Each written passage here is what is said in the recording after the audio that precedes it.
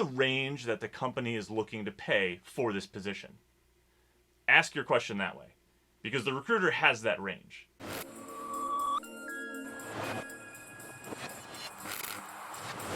The rule is the first one to talk about money loses in a negotiation. This is pure and simple. I think I've given this advice to a number of people, and they find it quite easy. So the conversation goes like this most often. Recruiter calls you up. You're talking to them. You love what you hear about the position because you applied for it, unless they just outright headhunted for you. So you're interested. They're interested in you because you met all the qualifications that they were looking. So they've got kind of a top end. Okay, they've got a limit. Okay, so say you're going for a cybersecurity job, entry level. It's paying. The recruiter's got in mind the budget. Hey, they can't really go over $75,000. You're entry level. You kind of know what the market is. You know the region that you live in, right? New York City is going to pay different than maybe Cincinnati, right? So you got to be realistic about that. So you got to figure in your cost of living. You got to figure out the demand, right? Are you a data scientist? Can you do like threat hunting, too? Or are you looking for a help desk level job, right? Those are two different types of skill sets, even in an entry level space. You got to know what you're worth. So you need to establish what your value is, okay?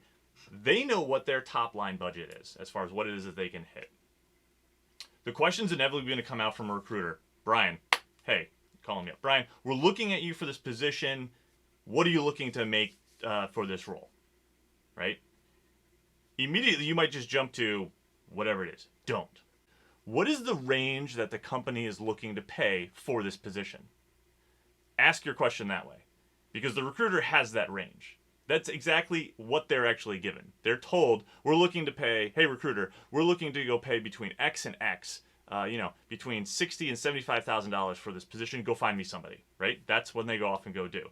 You now know what the range is for the role. So you can position it, they're going to give it to you. Now you need to comfortably be able to establish what it is that you're asking for inside of that range that's realistic.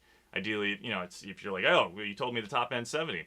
I'm looking for 70. Well, my advice around that is, if you're going to take that approach, be able to quickly and easily back up why you demand the top end of that range, because that's huge. If you want to take something comfortable and move the needle, go with something middle to top end.